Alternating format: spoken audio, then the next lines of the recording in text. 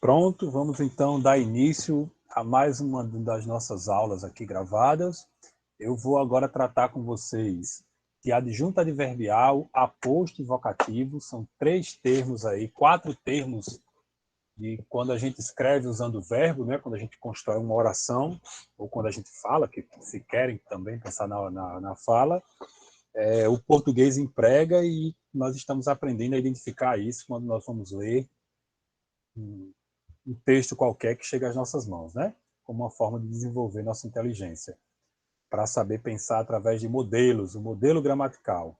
Então, eu preparei aqui uma apresentação, nós, como sempre, e a parte de adjunto adverbial. Vocês já conseguem ver aí a tela? Já conseguem? Digam para mim no chat. Agora não. Está compartilhando ainda não? Eita, mãozinha, apresentação, uma janela. Acho que eu me atrapalhei aqui. Agora vai. Foi? Está processando. Pronto. Então, a adjunta adverbial eu vou apresentar bem brevemente, porque a gente já discutiu em um momento anterior, né? Aposto, eu vou me demorar um pouquinho mais, vou dar muita relevância ao aposto, e o vocativo vai ser super simples, eu vou explicar rapidinho, e o adjunto adnominal também, certo? Então, eu estou dizendo para vocês que copiassem essa frase, né? Em vídeos anteriores eu já pedi, no começo do nosso encontro também, mas eu vou colocar aqui de novo, caso alguém não tenha copiado. Pessoal, vírgula, tudo bem com vocês? Interrogação. Nós vamos iniciar agora uma aula breve sobre 4 tópicos, 2 pontos: adjunto adverbial, aposto, vocativo e adjunto adnominal. Ao final dessa aula, eu quero que vocês sejam capazes de classificar essa palavra aqui, pessoal, esse termo, podia ser mais de uma palavra. Essa palavra aqui poderia ser mais de uma palavra, mas que função exerce? Essa aqui breve e o que tem depois de 2 pontos também, certo? Nós já vimos, e eu estou revisando, que o adjunto adverbial vai ser aquela parte da minha frase com verbo, da minha oração, que expressa como é que o verbo acontece, da circunstância dele. E eu estou dizendo para vocês que 2 exemplos de circunstância pode ser a causa de algo, pode ser o tempo de algo. Em textos de história, em textos de geografia, ou numa narrativa, numa história que vocês leiam, é muito importante perceber por que as coisas acontecem e em que tempo se dá. Tá? Um antes e um depois. São os adjuntos adverbiais que dão essa ideia. Mas vocês vão ter sempre que olhar para o verbo. No adjunto adverbial, você olha para o verbo e não é para descobrir quem pratica ou sofre o que o verbo diz, porque aí é sujeito. É para perceber o que dá as circunstâncias da ideia do verbo. Circunstância de tempo ou causa, por exemplo. Tá? E o adjunto adverbial, ele também vai lá intensificar um outro advérbio ou um adjetivo, uma característica ou uma outra circunstância, tá? Você pode ter advérbio relacionado com advérbio, ou advérbio relacionado com adjetivo. Vimos que o advérbio, ele dá o ponto de vista, então quando eu vou ler, eu posso perceber a intenção do texto a partir dos advérbios e dos adjuntos adverbiais, ou eu posso me posicionar melhor quando eu uso os advérbios. Guarde essa informação para vocês, tá? E eu tenho, por exemplo, aqui ideia de tempo, né? Uma simples palavra ontem ou amanhã, elas indicam o tempo com que alguma coisa que o verbo diz se processou, né? Ontem eu estava feliz, antes de ontem, ano passado. Ela dá a circunstância do verbo. Qual é a novidade desse nosso momento agora em relação aos outros que a gente estudou? Esse conceito e essas relações que eu acabei de apresentar aqui, resumindo. Alguns de vocês, na atividade que fizeram, marcaram adjuntos adverbiais como se fosse complemento verbal. Aí eu vou explicar isso aqui para a coisa ficar bem clara na cabeça de vocês, tá? A gente já sabe, por exemplo, que quando eu digo no século XX, quando eu digo isso aqui, olha, quando eu digo no século, desculpa, no século XIX, a economia brasileira tinha por base a produção de café. Então, eu já tenho condições de saber que esse no século XX é uma circunstância dessa expressão aqui, olha, desse verbo ter aqui. É nessa época que tinha por base. Então, aqui eu tenho um adjunto adverbial, certo? Agora, eu já sei que gramaticalmente é diferente de eu dizer assim, olha. Eu dizer assim, o século XIX brasileiro tem por, essa vírgula, tem por principal produto o café. Então, eu já sei que mesmo parecido aqui, olha, no século e o século, eu sei que aqui em cima eu dou a circunstância em que o verbo ocorre, e eu sei que aqui embaixo eu dou a ideia. Deixa eu mudar a cor da caneta. Eu dou a ideia de quem é que tem alguma coisa. Certo? Então, eu já tenho condições de perceber a diferença do adjunto adverbial para o sujeito, mesmo que eles venham numa posição parecida em duas frases. Bem importante vocês perceberem isso. Agora eu vou dar a diferença do adjunto para o complemento verbal, que é muito simples. Eu vou me demorar 3 minutos nisso aqui, vocês vão entender. Olhe, aqui, quando eu tenho coronelismo por Bruno Isaías, né? O coronelismo é uma prática política brasileira. Tá? Eu tenho aqui o sujeito, o verbo ser, dizendo o que esse coronelismo é. Aqui eu tenho o predicado, aqui eu tenho o sujeito, certo? Um comportamento social e político prejudicial e recorrente. Aqui eu tenho um sujeito que está apagado, está elíptico, mas eu sei que esse sujeito aqui, eu recupero pelo que eu disse antes, é o coronelismo, tá? Ele quem? O coronelismo, aqui o sujeito apareceu, está explícito. Ele se caracteriza pelo controle da política por um pequeno grupo privilegiado que define.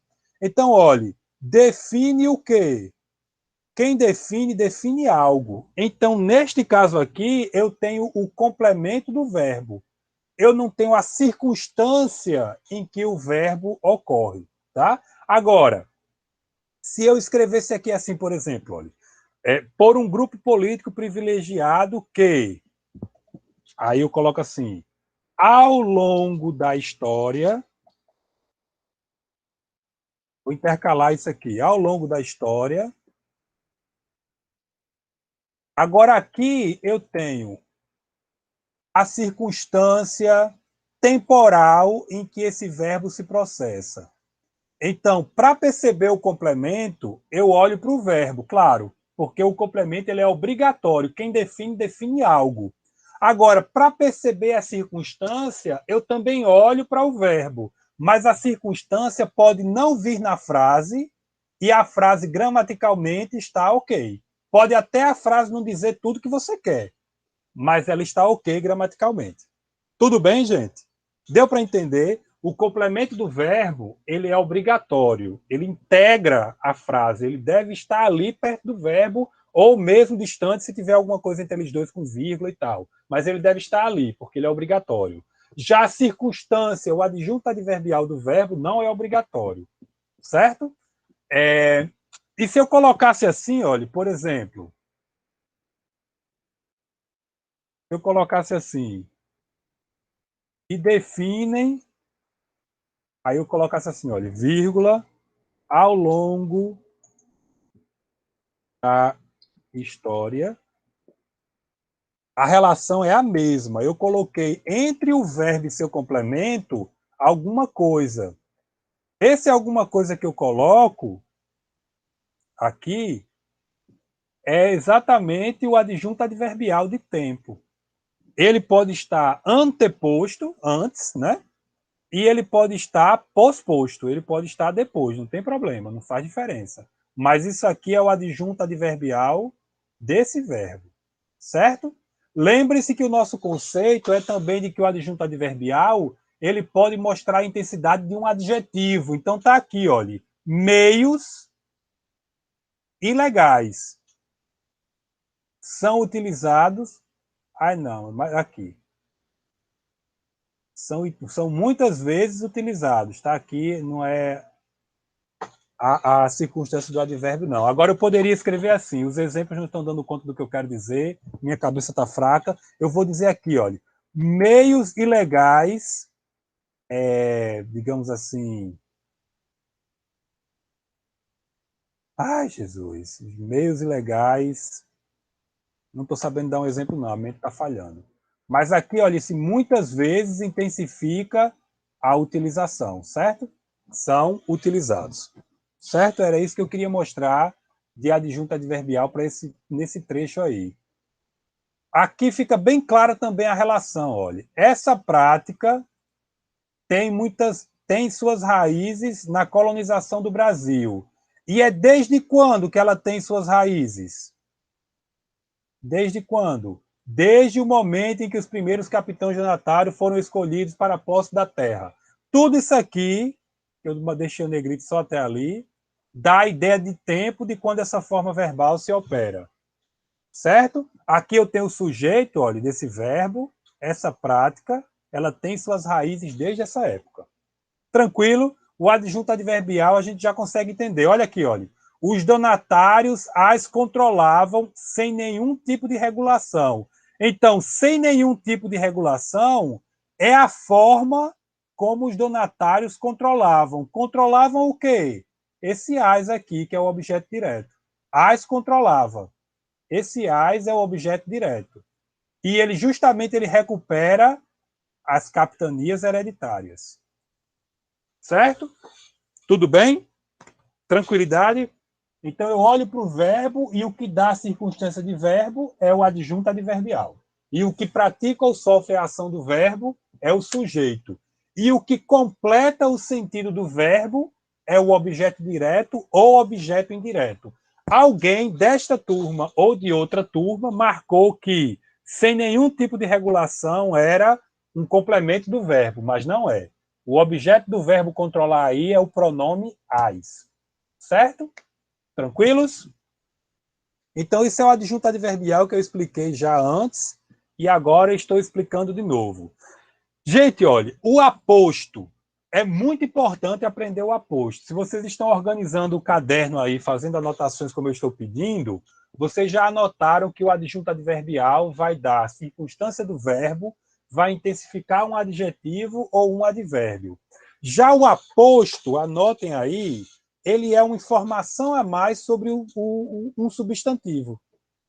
É muito importante aprender a usar aposto para quando vocês forem ler, vocês expandirem a reflexão de vocês. Não precisaria, para esse momento nosso, decorar os tipos de aposto, mas entender a lógica do que é um aposto. Eu vou mostrar os tipos para ficar mais fácil de entender. Certo? Então, anote, aposto, olhar para um substantivo.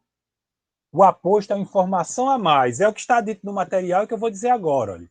Ele se junta a algum termo de valor substantivo para explicar, para especificar. O macete para vocês saberem identificar aposto é isso aqui, olha. Você pode trocar o aposto pelo termo que ele representa. Certo? O aposto é sintaticamente equivalente ao termo que ele representa. Certo?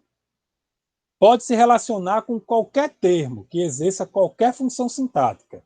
O aposto ele é um esclarecimento. Você tem, digamos assim, você escreve algo e quer dar uma informação a mais. Ciro, vírgula, professor de português, vírgula, também erra. Então, esse professor de português é um aposto de Ciro. Você poderia dizer assim, professor de português também erra. E a frase estaria ok. É esse o modelo. Certo?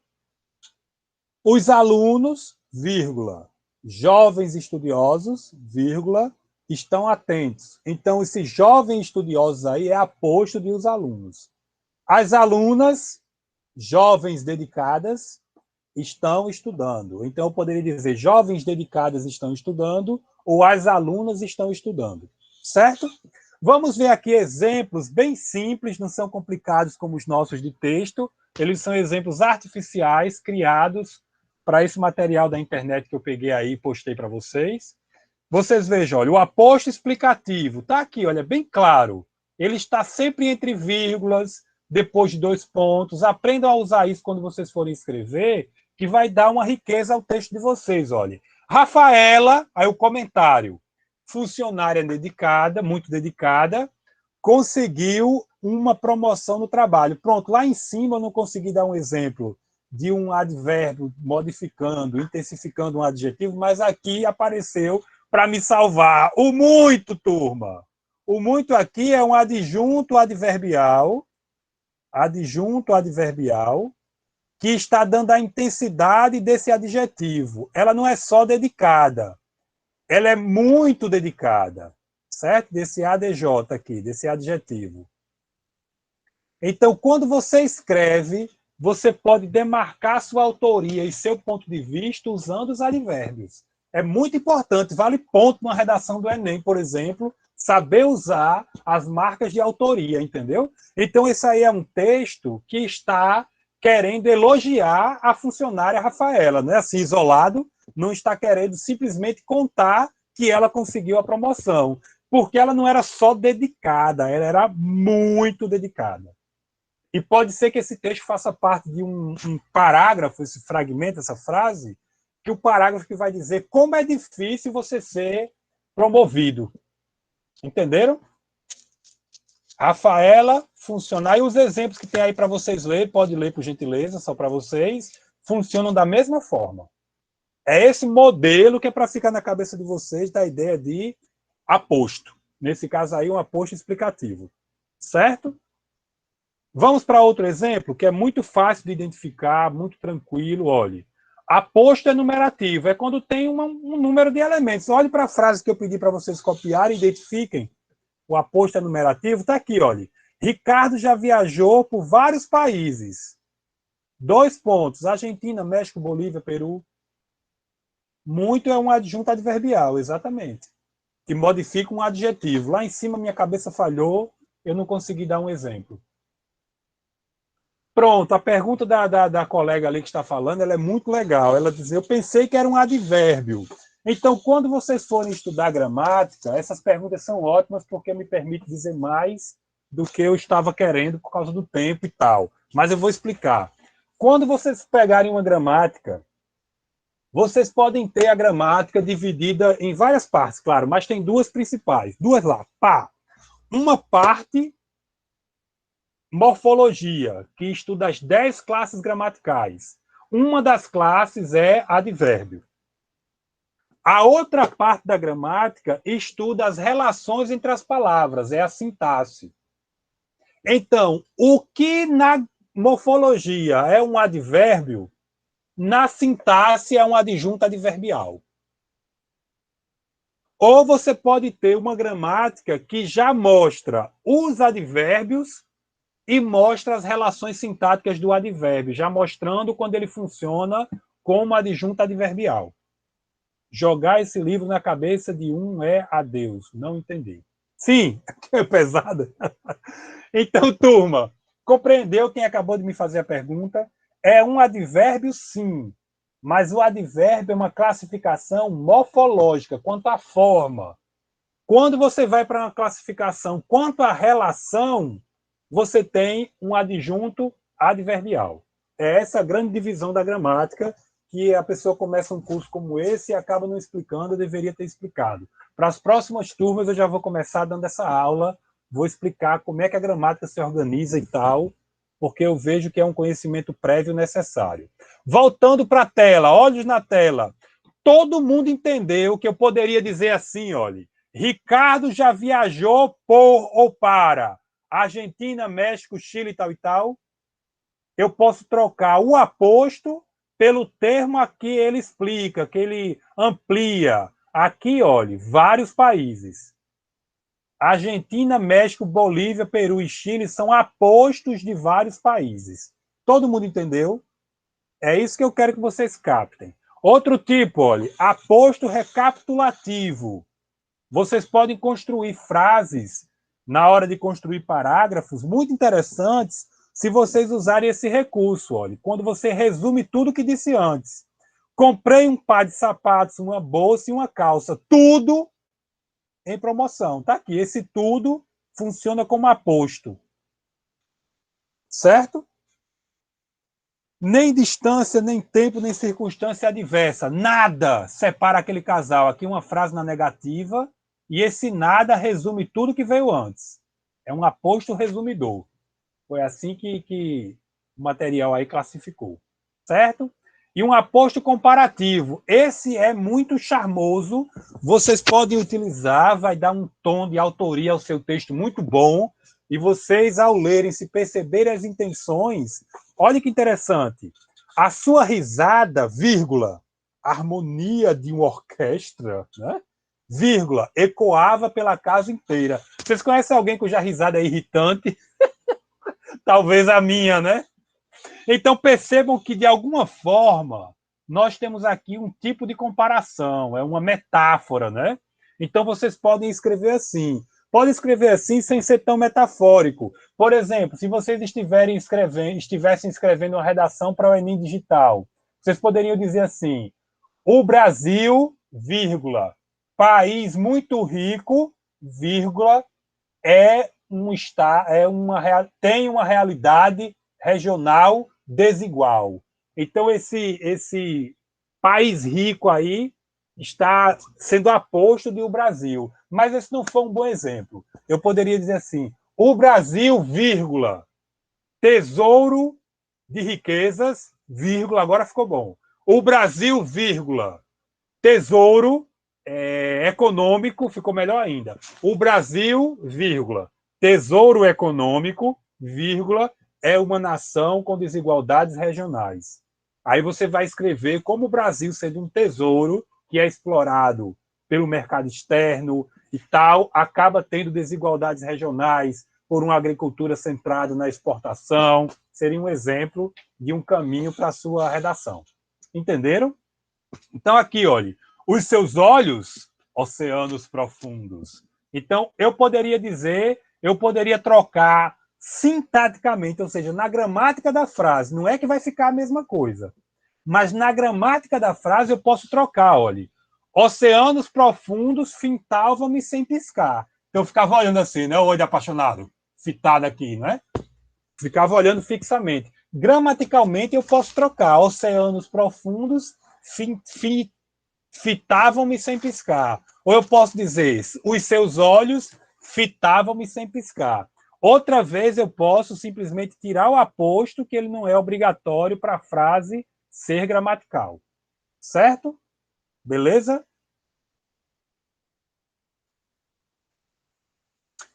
A pessoa pode enrolar com aposto ou sem aposto. O importante é que seu aposto tenha realmente uma função ali para demarcar disso que nós estamos estudando, o seu posicionamento, né? Para mostrar que você tem um repertório mais amplo, para você retomar uma parte anterior do texto, para ficar claro o nexo coesivo entre os parágrafos, entendeu? Você pode encher linguiça com ou sem aposto. O aposto não tem essa função, não. Ele é realmente para acrescentar uma informação. Olha o aposto especificativo. Esse tipo de construção, a gramática considera também aposto. Olha. A cidade de João Pessoa. Então, de João Pessoa, visitei a cidade. Eu posso simplesmente dizer visitei a cidade e, gramaticalmente, a frase estaria completa. Certo? Visitei o país, visitei a cidade. É um modelo gramatical, não tem problema. Agora, quando eu especifico que cidade é, eu tenho um aposto aqui especificativo. Certo? Eu posso simplesmente dizer assim, olha, visitei João Pessoa. Eu posso trocar um pelo outro. Certo? Tudo bem? A rua é a próxima à esquerda. Mas se eu quiser especificar que rua é, eu uso o aposto 7 de setembro. O escritor Júlio Cortázar é aquele de que eu gosto. Então, gosto do escritor. Se você quiser especificar qual, você diz o nome. Esse tipo de aposto, deixa eu dar a dica, cai muito em prova. Quando uma prova cobra muito gramática, tá? Esse tipo de aposto cai porque você fica na dúvida. Os outros têm 2 pontos, tem aspas, tem travessão. E os outros tipos de aposto, o tipo de questão que cai é assim, olha. Por exemplo, as provas perguntam: Eu poderia trocar essas vírgulas aqui por travessões. Eu pergunto para vocês, posso ou não posso? Respondam aí no chat. Posso ou não posso?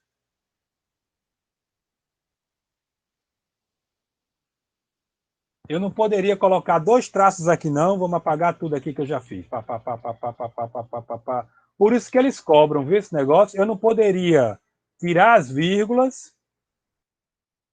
Vou parar um instante, talvez minhas aulas estejam sendo muito pá, pá, pá, pá, pá, e a gente não está conversando, né? Talvez. Eu não poderia não colocar 2 travessões aqui, minha gente. Isolar. Eu peço a vocês, como alguém que quer encontrar vocês por aí afora, ricos e com mais estudo até, enfim, do que a população da cidade de vocês, que vocês peguem mais de uma gramática, basta uma coleção do ensino médio completa de português e leiam marcando, escrevendo todinha. É muito importante que vocês façam isso. E peguem uma coleção de matemática do ensino fundamental e faça todos os exercícios, do começo ao fim, e depois do ensino médio. Essa é a base para qualquer coisa que vocês quiserem fazer na vida através de estudo. Certo? Então, você pode colocar 2 travessões ou pode colocar 2 parênteses, não tem problema. Esse tipo de aposto é fácil de você identificar. Quem teve uma aulinha básica, guarde isso para sempre na cabeça. Entendeu? E o dos 2 pontos, mais ainda, né? Blá, blá, blá, blá, blá, 2 pontos e uma enumeração, eu sei que é aposto. Agora, isso aqui confunde, a pessoa fica achando que é complemento nominal, entendeu? A rua de a cidade de João Pessoa, é o complemento de João Pessoa. Mas o modelo gramatical prevê que visitei a cidade, pode parar aí a frase que está ok. O mais que você diga é especificando. Certo, gente? Então, reveja esse material, estudem isso, estudem uma gramática todinha, faça todos os exercícios, aí é a base. É os seus um pé seu é matemática, outro pé seu é português, para qualquer coisa que vocês forem fazer na vida através dos estudos. Certo? Então, eu peço que vocês leiam esse texto de Martin Luther King, observando que eu já marquei os apostos aí como um exercício já resolvido. Certo? Martin Luther King Jr., aí vírgula, um dos maiores homens da história recente, então eu já sei que isso é um aposto aí explicativo. E assim eu vou dando os exemplos, fui dando os exemplos um a um, peço que vocês leiam. O que eu vou explicar agora é o mais fácil de todos e o que mais se erra. Olha, não tem nenhum termo que o povo erre mais do que a pontuação do vocativo. Toda vez que você escreve pessoal, gente, no WhatsApp, ou mãe, e não coloca a vírgula, é um erro para a linguagem culta, gramatical, né, dos livros e tal. No caso de WhatsApp ou de uma comunicação rápida na internet, não tem problema, faz parte. Então, o que é o vocativo, gente? Ele é um chamamento. Ele é um termo, olha, independente. Se ele vier no meio da oração, ele vem entre vírgulas. Se ele vier no começo, ele vem com vírgula. Se ele for no final, tem uma vírgula antes. Entenderam? Toda vez que você chama turma, vírgula. Certo, gente? Serve para invocar, para chamar, com maior ou menor ênfase, tá? E ele vem com vírgula ou vem com exclamação. Então, alguém analisou esse texto aí, o dia do fico, né? E eu vou aproveitar para revisar os conteúdos que a gente está estudando na aula de hoje, para mostrar no final um caso de vocativo. Olha, após a volta, só uma anedota rápida, eu estive numa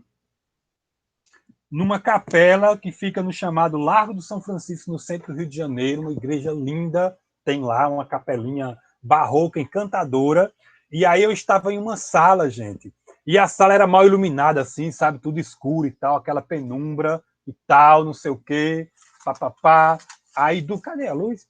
Do nada eu estava lá naquela sala e chegou um monge com um capuz grande, assim, e aí quando eu olhei para o monge, olhei para as paredes, tive um susto, porque as paredes eram cheias de quadros, sabe, que eu não estava vendo, porque eram quadros assim de estilo barroco e tal, então era muito claro e o escuro, era só o rosto saindo do escuro, sabe? Eu fiquei apavorado, né? Então, o que acontece? Ali o monge explicou que era a sala onde foi pronunciado o fico. Foi isso que ficou na minha memória, que ele teria dito que ia ficar no Brasil, naquela sala. Tomara que eu não esteja falando aqui uma coisa equivocada, tá? Mas o que ficou na minha memória foi essa história aí.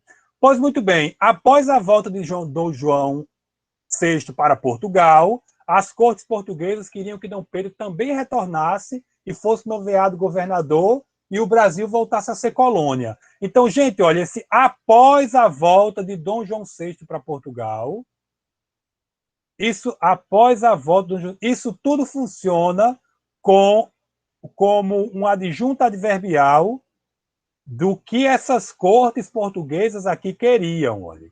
Isso aqui é o verbo, isso aqui é a ideia de tempo quando esse verbo ocorre. Todo mundo entendeu a noção de adjunto adverbial. Do mesmo jeito, ó, pressionado por ambas as nações, no dia 9 de janeiro de 2022, disse: se é para o bem de todos e para a felicidade da nação, estou pronto. Digam ao povo que fico. Então, quando foi que ele disse isso? No dia 9 de janeiro de 1922, 1822, certo? E em que situação?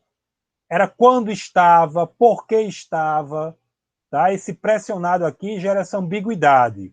É uma ideia de tempo e é também uma relação de causa, né? Causa-consequência. Mas aqui eu também tenho um adjunto adverbial de quando é que foi que ele disse. Adjunto adverbial. Todo mundo entendeu isso, a gente revisou esse conteúdo, certo? Aí tem outros para vocês irem lendo e tal, para vocês revisarem. Aqui eu tenho um aposto, olha, a princesa e esposa de Dom Pedro I, aí aqui, ó, Leopoldina de Habsburgo, o nome dela entra como aposto, certo? Tudo bem?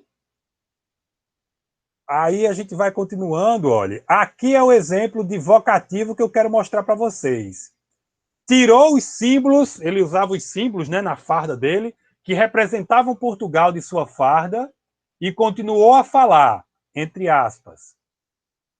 Tirem suas braçadeiras, aí vírgula e ponto, não é porque está no final.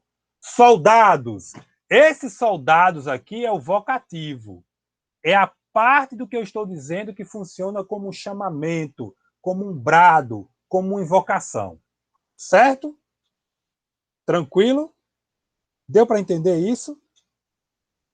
Então, agora, gente, esses soldados é um termo independente, né, dos outros. Ele não está subordinado a nenhuma das partes da frase.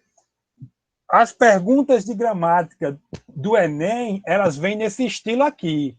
A parte em destaque é verdade sobre a parte do estado em destaque. Letra A é um termo independente? Pronto, se você tiver na cabeça que o vocativo é um termo independente, você mata a questão em 30 segundos. Como eu vi recentemente uma questão agora do Enem sobre aposto, que não usava o nome aposto.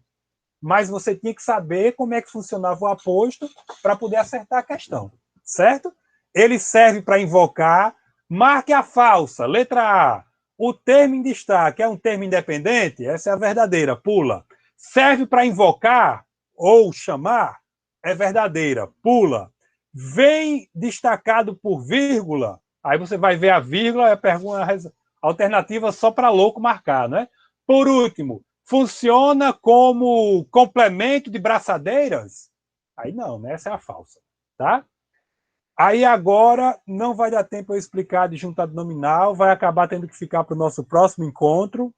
Lá eu vou explicar a adjuntado nominal. Eu quero voltar aqui a nossa... Acho que dá para explicar em um minuto, sim, dá, e vocês revisam, certo? O adjuntado nominal, ele acompanha um substantivo e ele dá características e atributos. É muito fácil entender isso, né, gente? Olha, as difíceis buscas por compreender a si mesmo e ao mundo são imprescindíveis para a construção da felicidade do sujeito. Então, difíceis aqui caracteriza buscas. Eu tenho aqui um adjunto adnominal. Tudo que está ao redor do nome, especificando, caracterizando e que não é um aposto como informação a mais, eu vou dizer que é um adjunto adnominal. Tudo tranquilo? Olha, os nossos níveis de alcance, de carisma, de demonstração, de intelectualidade, de exercício de força, são individuais. Então, aqui eu tenho, olha, níveis de alcance, eu tenho nossos. Esse nossos aqui é adjunto adnominal de níveis. Os também. A nossa, isso aqui é adjunto adnominal de opinião. Certo? É tranquilo aí isso aí de entender o adjunto adnominal.